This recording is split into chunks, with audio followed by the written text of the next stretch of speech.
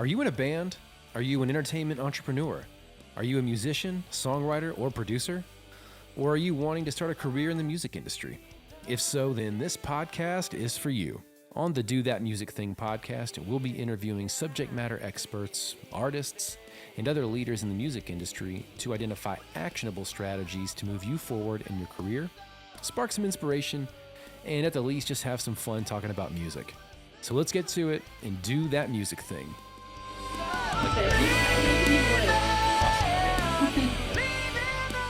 Hello and welcome to the Do That Music Thing podcast, where we're talking to everyone and anyone in the music industry to provide you actionable items to move your career forward. Whether you're a artist, A&R, label, whatever it might be, or a journalist, we want to provide you actionable items to move your career forward. And I want to welcome this wonderful, amazing guest, Sara Seddon. Welcome to the show. Thank you so much, Chris. Thank you so much for having me.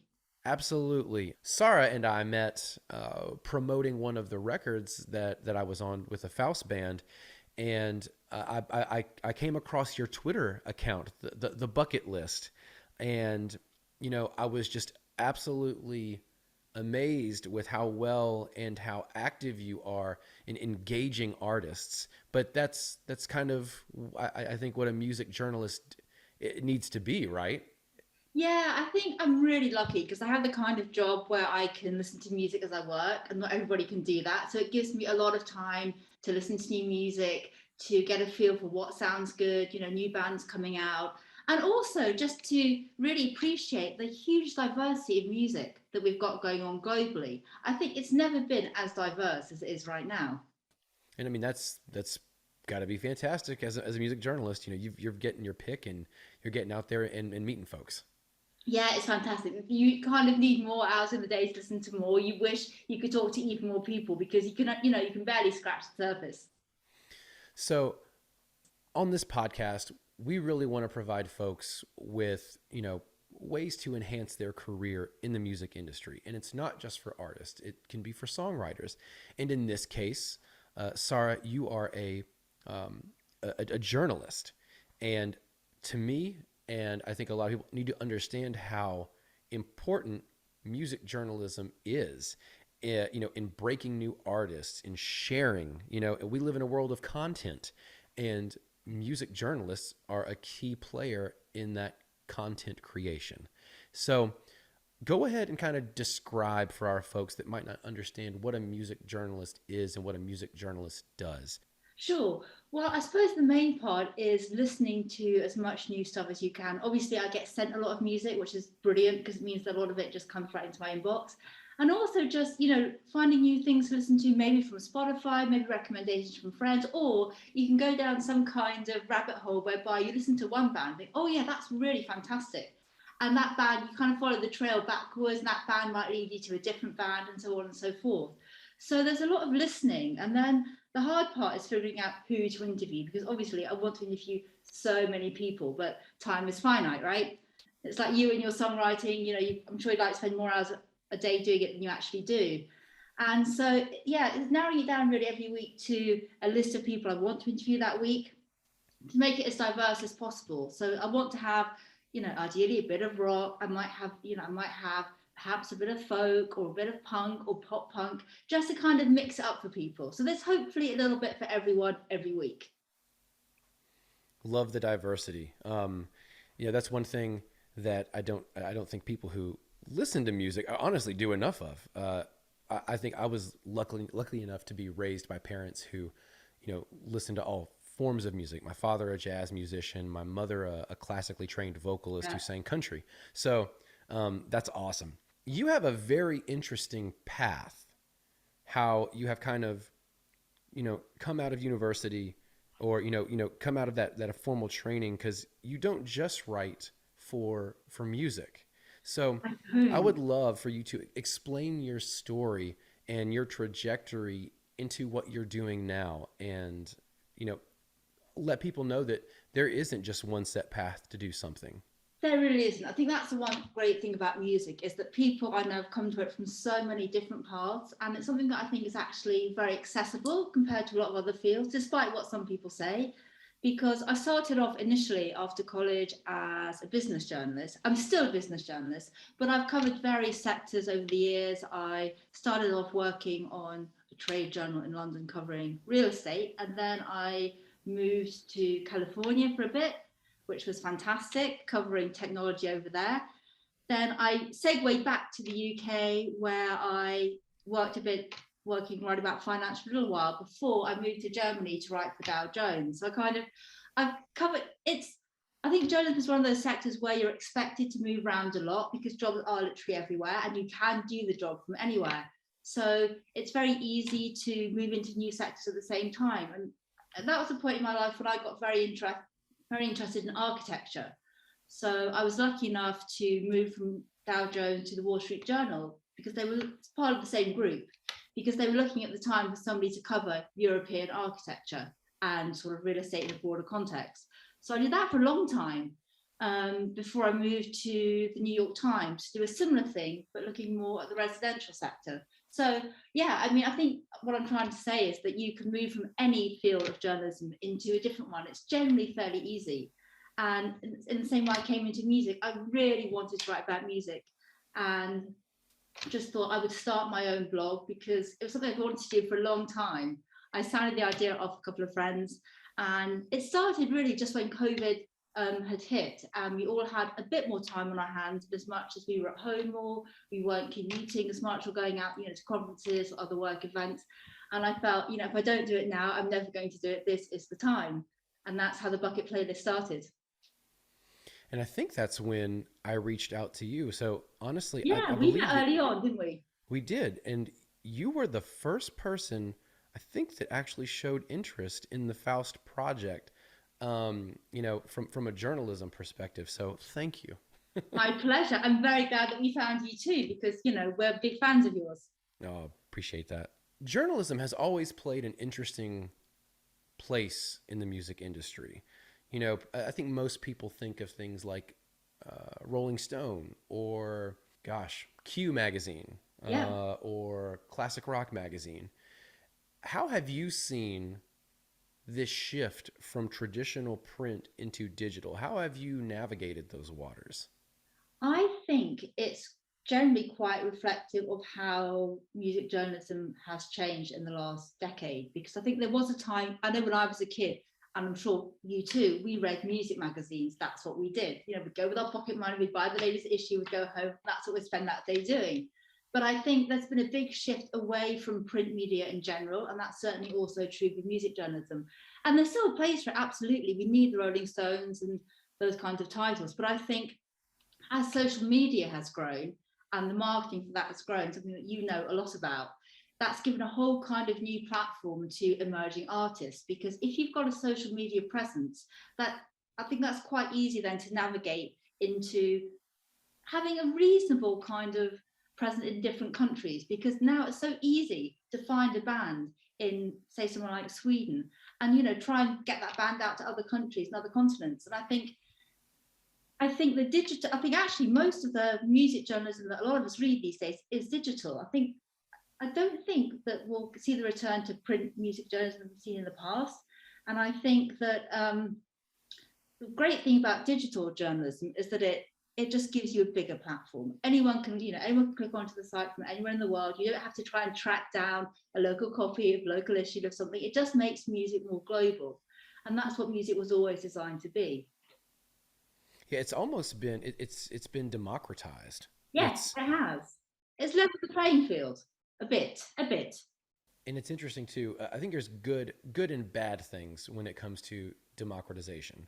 I think that it clearly lets new artists or new folks in the field, it gives them an opportunity to put their foot forward, and to kind of plant their flag in the ground. But the only problem is now is that, well, everyone's got their flag in the ground. It's true. It is easy to get lost in the noise. And there is a ton of noise. And, you know, it's never been easier to release music as an artist. Those gatekeepers are long gone, but it's never been harder, I think, to be heard That's by a true. mass group of individuals. Yes. And working both in marketing and in music, music journalism, music journalists have been what's made us grow, especially internationally, the acts that I've been involved with. In our first band, Todd, who is one of my really good friends and drummer in the Faust project, we've been in tons of bands together. In Blackwater James, which was a previous Southern rock band we were in, we were able to, and by able, we just spent hours and hours and days and weeks creating physical press kits that we sent to Classic Rock Magazine, Black Velvet Magazine, Q. We sent it to all of these places overseas, and it was expensive. I mean, it was rice and popcorn for dinner for like 3 weeks because we all threw our wages in to pick up, these manila envelopes and, get these CDs printed. Luckily, we were able to engage those publications and they reviewed our records. Sometimes they were amazing reviews and sometimes they were horrible reviews. But to me, that's kind of part of the fun. But now we can email, we can engage on Twitter, where we met on Twitter. And it just makes it so much more exciting and it makes it quicker. Yes. So what would you say to an artist that wants to have an interview or wants to have their music reviewed? What should that artist do?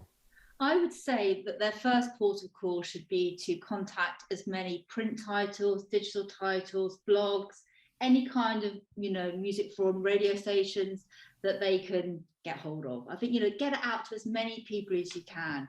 If you know some record labels that are good at taking emerging artists, contact them as well. As you say, it's just a question of sending a few emails, obviously tailoring for each person you send it to, but you can deal with a lot of companies really very quickly. And I think you just have to absolutely blitz it, get the message out to as many people as you can. I think radio stations, actually, some radio stations are great. Some of the sort of I know one in Amsterdam, Cool Top 20, well, Radio Shout and Cool Top 20. They're very good at promoting new bands on the radio. They've got a show on Friday night. And I think also there are some fantastic young labels who aren't just interested in hiring 19-year-olds who will look good in the publicity shot, but are actually willing to take a chance on real bands who make real music. As social media has kind of become so much more prevalent, it is a necessity now for artists, and honestly, I think not just artists, people in the industry to network and engage. How has social media impacted, your ability to engage artists and produce more content? It's absolutely incredible because especially platforms like Twitter, which I think are particularly good for emerging music, because you've got the bands right there. You might hear a song, you might tweet out a song yourself you like, or somebody might tag you on something, and you think, yeah, this is fantastic stuff. And it's so easy to just, send the band a tweet or send them a message, say, hey, I would love to interview you. Are you up for it? And more often than not, they are, because I think most bands want exposure. Most people who love the music are really happy just to chat to them, write something up about it, to try and give them a bit of a voice. And I think it's never made it easier. I can't imagine the olden days of calling people up or sending out letters. It seems so archaic, doesn't it? But sorry, just to tell back to what you said before, I've really just thought of this. I think what you do is very interesting in terms of how you track very meticulously where your tracks are heard in different countries. And I think that's also something that more bands should do, because that gives you an idea as to where your music's being heard. And if you know that, that gives you a good idea as to where you could start targeting those publications and radio stations and labels. Huge piece of advice. I hope you listeners wrote that down. You have the tools. If you are releasing music digitally, you have tools where you can identify to the city level where your music is being heard. There's a great artist dashboard in Spotify. There's another one on Apple Music. Almost all of the DSPs now have really wonderful artist platforms where you can measure who is listening. And then you mix that with Facebook, Instagram insights, you mix that with Twitter insights, and then layer in, Google Analytics tracking website users. Yeah. You can pinpoint where you need to go. And that is a really good starting point, to start pitching your music. Find out where your listeners are now, and that's where to start. What we did is we identified, Western European countries, we being the Faust Band project. we realized very early on that it was going to be very difficult for us to get airplay in the States where we're at. It's just the way the market is. It's very hard to break rock music here. It's pop and hip hop are huge. Mm. That is, they are the rock stars right now, and that is okay. I'm so okay with that. But rock music is appreciated most, I would say, in Western Europe. Yeah. And we identified that, and we started measuring on Twitter where, you know, who do we need to contact? We started searching. There's advanced search options in Twitter where you can, you know, break it down to the city level or the, you know, country level. And that's what we did. We identified one country and then did that for a couple of weeks, and then identified a neighboring country, did that for a couple of weeks, and it worked out great. What would you say to an artist who says, well, I'm too afraid? I'm afraid to reach out to folks. What would you say to that person? Because there, a lot of those folks are out there. Yeah, I totally get it. I mean, you're writing songs, you're putting them out there. It's a piece of you that you're releasing to the market. And songwriting is very personal. Making music is really personal.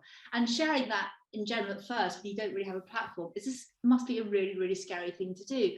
I would just say, do it. Just pluck up the courage to have a go. Start small if it feels overwhelming at first. Think of some titles that you like or the radio station, just a handful that you already know that you maybe have a bit of history with, at least personally. Start with those. That's not as scary, right? And then once you've built up a bit of confidence doing that, broaden your search and look at other markets.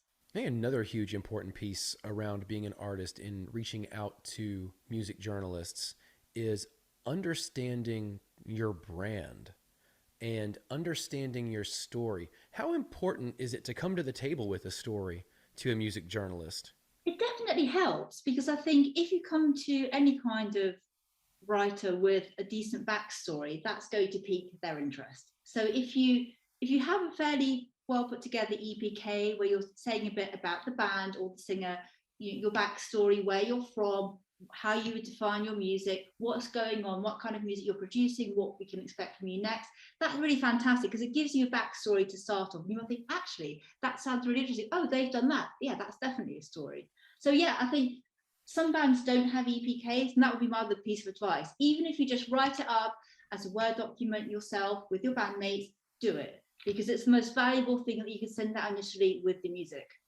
People want to know your story. So the next piece, you know, and you mentioned it, right? The what goes along with your EPK, and arguably what is the most important piece of this whole thing is the music. Now, I am a huge proponent of make it as good as you can and then send it out. You know, mix it, master it. There are tons of free tools, and if you want to learn those free tools, please feel free to reach out to me. You know, at Chris Faust Music at gmail.com. I'll gladly provide you a list of some of the tools that I've used. But you know, you can produce really high quality music at incredibly low cost. Now, what I'm getting at though is from a journalist perspective, Sara, how important to you is high quality music from an audio perspective, right? That's that's a really interesting question. I think for the most part, it is very important because I'm not averse to listening to demos or even things that maybe have been recorded on somebody's phone, but sometimes it doesn't really give you a feel as to what the final track will or could sound like. And so it can be a little bit deceptive or misleading. So I would listen to demos, but yeah, you're absolutely right. The more mastered and mixed and put together the track is that you're sent, the better idea you have as to what those people are actually doing. So yes, if you can do that, do it, definitely. When it comes to music journalism and other relationships in the field, right? Who would you say are you building the closest relationship with? Is it labels? Is it managers? Is it artists? Is it all of the above? Yeah, I would say definitely the artist primarily because the music is really what the whole thing's about, but also actually record labels, PR people, venues to some extent, also other people in the music industry who are doing the same thing as me. So other music journalists or bloggers or podcasters, because I think there's been a real shift even since COVID, where a lot of us have thought more about what music means to us and what we want from it, and also what we want to be able to do for music. And I think that's really created this fantastic community of people across the world, and that we didn't really have before. And I think that in some ways, although the music industry is very, very global, it feels quite small. And so I would say, yeah, definitely the bands, but I would say that actually everyone you mentioned definitely feeds into it. It's almost as if COVID kind of, I don't want to say made us tribal again, but in a positive way. It Oh, really kind of, absolutely. yeah, because we all use these digital communication tools, it really brought in some circles, it brought people closer together. I think that's what it did. Yes. For me in the Faust project, I was able to connect with people like you and able to connect with people like Jay at the Hook Rocks podcast exclusively because, well, I can't go outside. Let me hop on Twitter and just see what people are up to. Just being genuine and hopping on and wanting to communicate with other folks, it really built this solid little community, especially for the Faust project, the Faust band, it really built a small hub. Sure. Um, and I was able to meet Portobello Express, Aren't they fantastic? and I love them. They're Yeah, fantastic. that's great.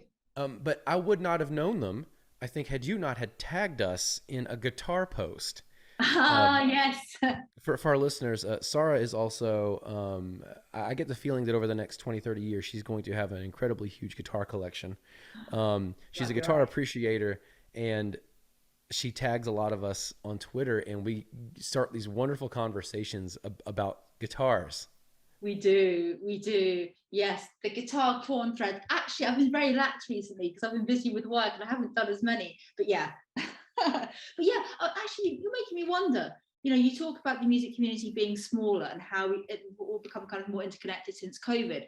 Has that influenced how you market yourselves?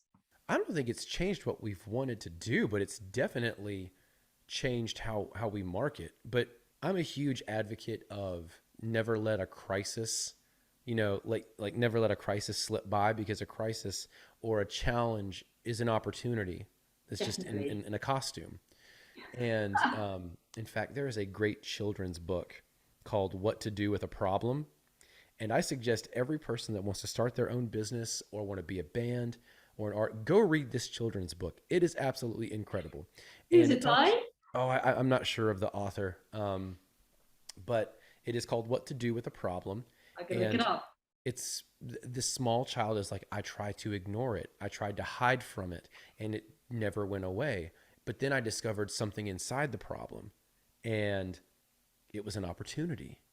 And it's a beautifully written book. And I know so many adults that need to read it just to shift their mindset. But long story short, um, building a community really helped us.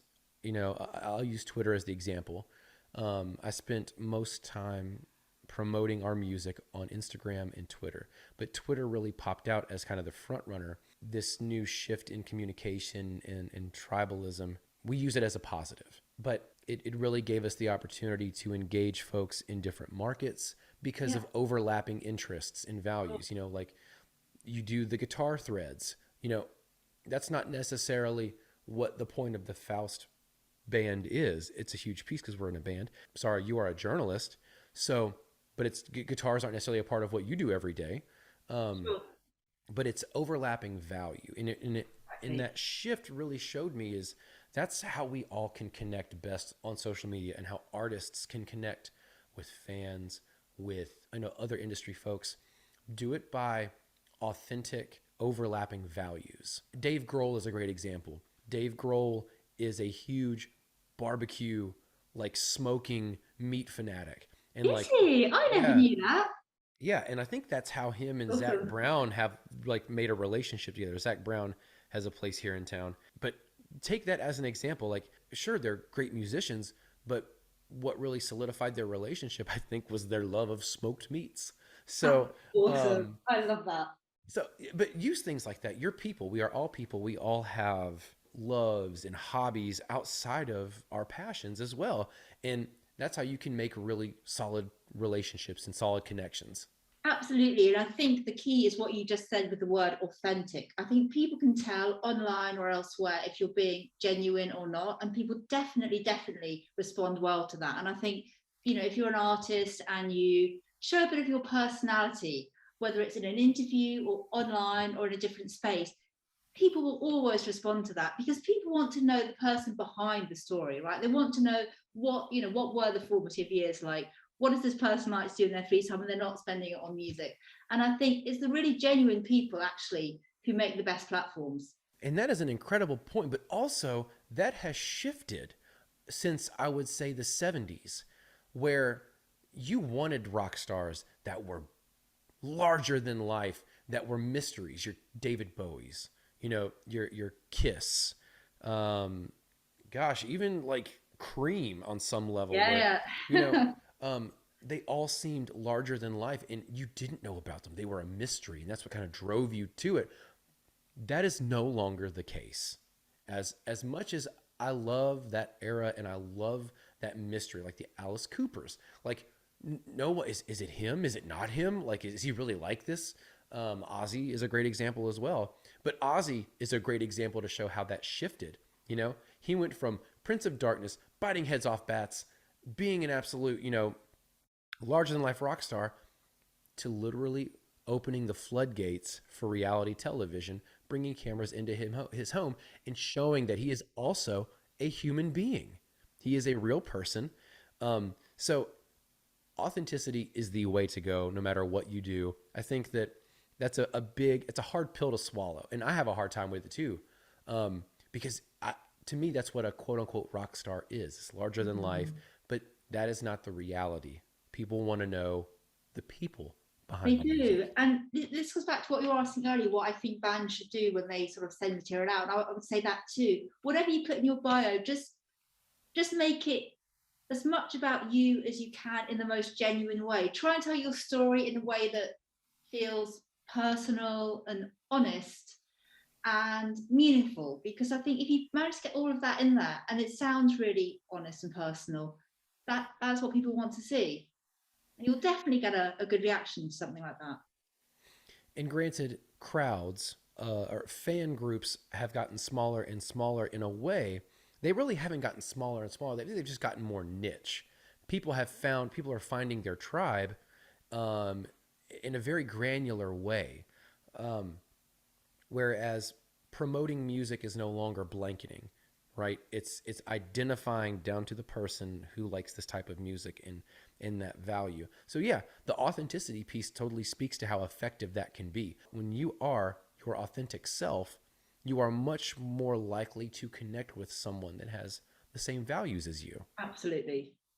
That's so true. Yeah. And I think maybe, you know what, I think also our radar has got better for detecting when people aren't like that. And so when somebody's not genuine, right, we latch onto that very fast. We're immediately that bit more suspicious. So the ones who actually are genuine stand out. It makes a difference. It really does. And also, when you're genuine, it's surprisingly easier to create content because you can just, whether it's on Twitter or whether it's on, I'm a huge fan of horror movies. I And know. yeah, You've got this and thing coming up, having your 12-hour horror marathon. yes, I was able to attend. That was Saturday night, Oh, you've October been. Huh? 22nd, right? Yes, October 22nd at the Belcourt Theater here in Nashville. Shout out to the Belcourt, the amazing staff. They put on an incredible 12 hours of terror. It starts at 10 p.m., goes to 10 a.m., and they show roughly 7 movies. From Um, different eras? Different eras, different countries, languages. They have dedicated slots that they Mm-hmm. don't really switch up over the years. So, like, you've got your really big, um, you know, headliner that people have heard of. Like they open it, and then they kind of do like an action horror. Then my favorite slot that they do is the number 4 slot, and the number 4 slot is the hyper obscure foreign foreign to the United States film.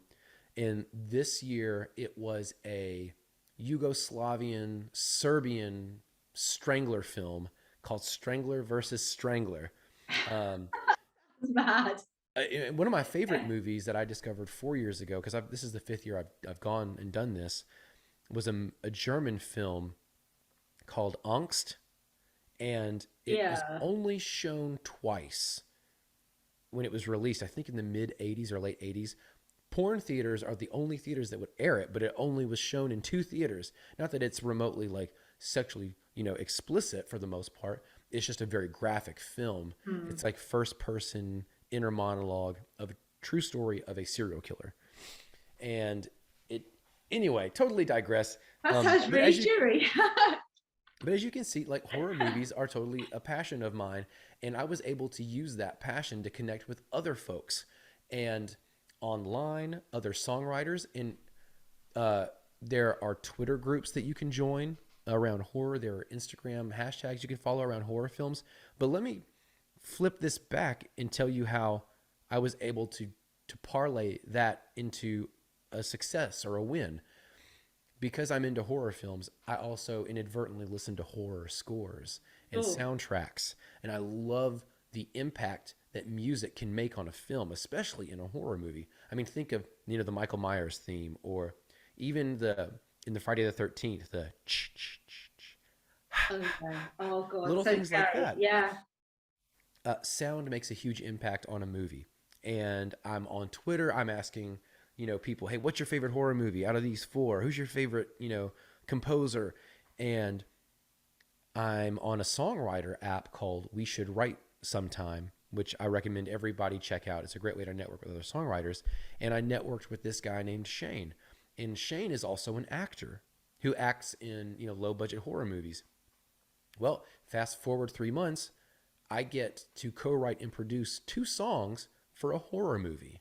That's so All fantastic. because I'm talking about a passion kind of outside of music, but it's me being my authentic self. Yeah, absolutely. That's the best kind of gig to get, right? I mean, that's exactly what you want. Something that where you really tie all your passions together, or some of them at least. No, I was going to say we're all very conscious, aren't we, of just how powerful a movie score can be. Whether we're talking about kind of Morricone type scores for the spaghetti westerns, or newer things today, or horror movies. In your case, and you just see how much more that the score can tell you sometimes than the actual dialogue. Right? It's incredible.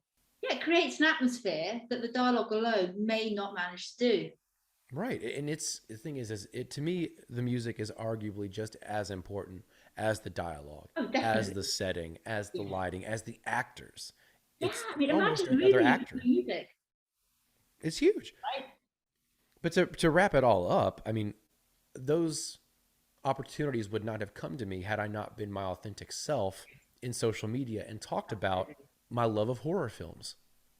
Yes, I know that's amazing, isn't it? It's just it shows you just how easy it is in some ways to connect with people.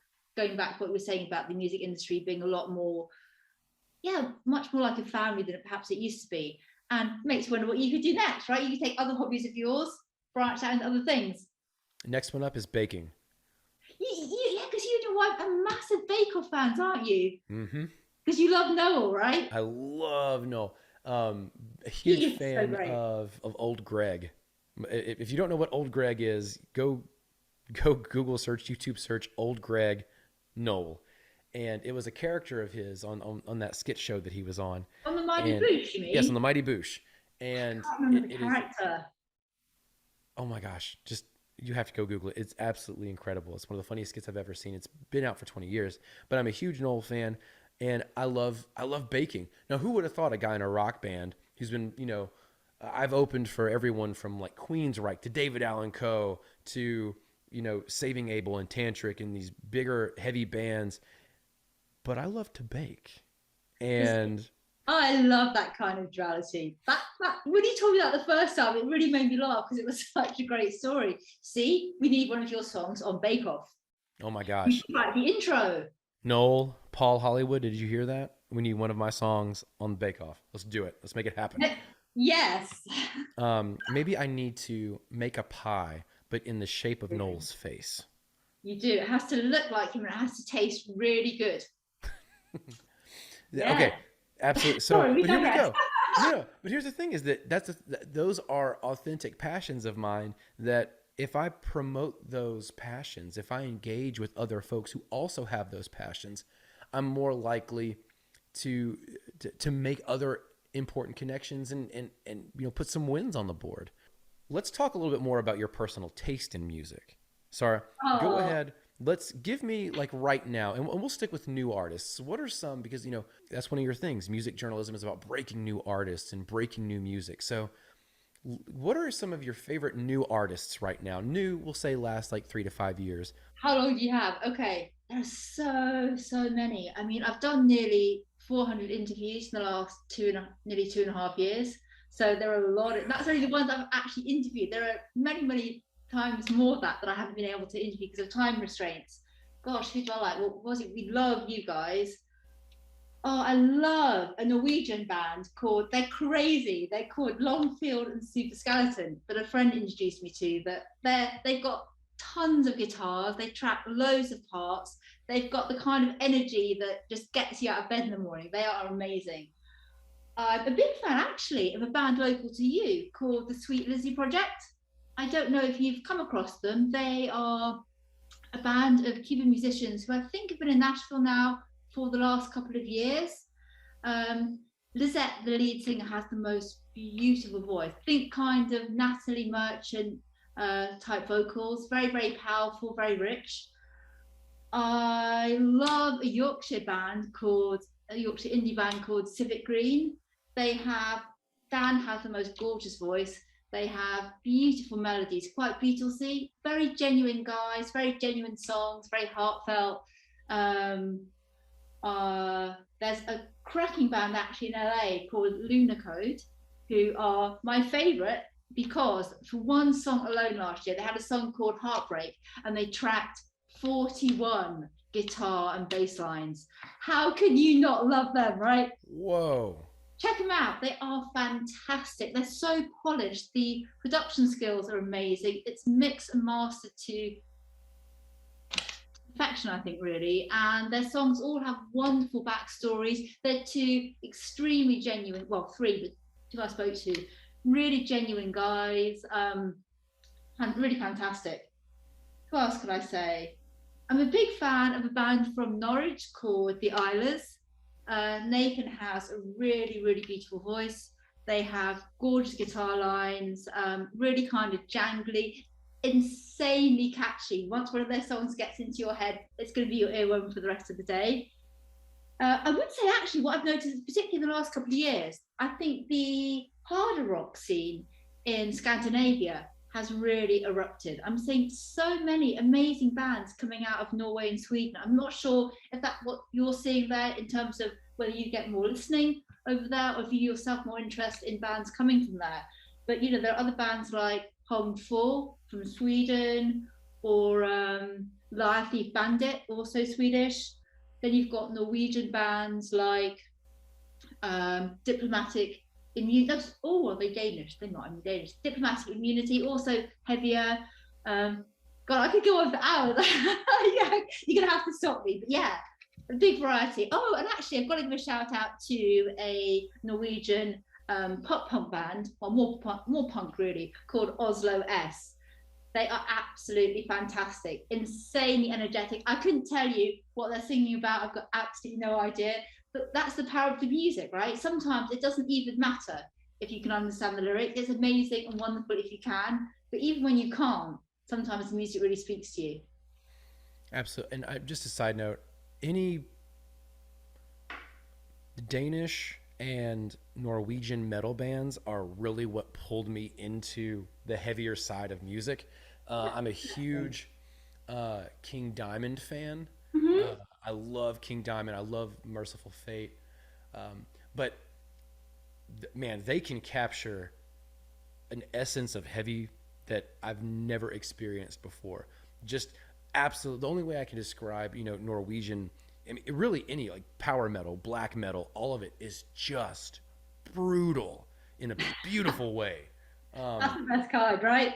but yeah, that's that scene totally brought me into heavy music. So shout out to those people. Um, well, that's awesome, and that's one thing that it's really lovely to see your passion for engaging and searching out new music. And that's to me what makes a super successful and wonderful journalist to get to work with is that your passion comes across. So Oh, it well, makes thank it you. makes And talking likewise. fun. I always love our chat. You know, we always go off, don't we, on all these tangents. We start off at point A and it kind of the conversation gets 20 heads, goes in 20 different directions. But those are always the best kind. Yeah, that just means it's a good conversation. Exactly. All But right. you don't know where the conversation will end, even better. Yep. Well, Sara, we'll close out the interview on the Do That Music Thing podcast. This is something that we ask every guest. And we don't just want to talk about the music industry. We want to provide folks with actionable things they can go do to make their career better, to grow in some way, whether that's 2 inches or 2 miles. What 3 things could you tell someone who wants to be a music journalist? What's 3 things they could go do today to make that a reality? That is a really excellent question. I think the first thing I would say is think about location. So if you want to write about music, you're very interested perhaps in your local scene and you like a publication that's based elsewhere, use that as your in. Say if you're, I don't know, if you live in Sweden and you want to write for a publication, say in London, and they might not have a stringer on the ground in Sweden to cover the local talent, use that as your selling point. That can be your USP. Say, I am here, I'm on the ground, I could write about these bands for you. What do you say? Because you can't have people everywhere, and that could be a fantastic selling point. So I would say think about what you can do that other people can't do based on geography. Then on top of that, think about what you want to write about. Find your own niche, because if you know what music inspires you, what your own musical passions are, if you can identify those, it makes it much easier to know what you want to actually write about. It sounds very straightforward, but sometimes you do actually need to take a step back, write a list, what you want to cover. And then you can use that to target publications or blogs or other mediums that focus on that particular field or genre. So that I think is also very important. And lastly, I would just say go for it. Have the faith that you can do it. Because when I started to do this, I didn't know if anybody would read it, if any musicians would even let me interview them. I think you have to have a bit of faith in yourself that if you want it badly enough, you can make it happen. Because I honestly genuinely believe, for the most part, if you do, if your passion's there, the determination's there, you're prepared to put in the work to get it done, that you will make it happen eventually. I love that number 3. So important. That goes So, for musicians just as much. oh, absolutely. Self-confidence and, having just the self-confidence to just get started Yes, is that's the huge, hardest part. right? Yes. Once you get over that hump, it's amazing how much easier things can get because you build up this negativity in your head around something that seems scary and you make that problem bigger than it really is. Absolutely. So, Sara, thank you so much for the conversation today. Where can people get in touch with you? How can bands, reach out to you? Well, Chris, firstly, thank you so much for having me on as a guest. It was an absolute pleasure. I really enjoyed that. And if bands want to contact me, they can email me at saraseddon@inthebucketplaylist.com. They can also contact me on Twitter at Bucket Playlist. And yeah, probably email is the easiest way to reach me. But any Excellent. band, who want to get in touch, who have a story to tell, want a platform, send me an email. Awesome. Well, Sara, always a pleasure. Love getting to Likewise, chat. Chris. And thank you so much. Thank you so much too. Have a great day and speak to you soon.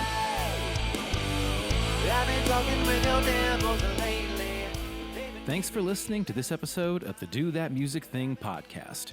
To learn more about me, the host, Christopher Faust, you can catch me online at christopherfaust.com, on Instagram at chrisfaustmusic, or on Twitter at chrisjamesgtr. If you'd like to be a guest on the Do That Music Thing podcast, please feel free to email me at chrisfaustmusic@gmail.com. If you're a fan of the show, head on over and leave us a 5-star review. Thanks for listening. I'm Chris Faust. Let's go do that music thing.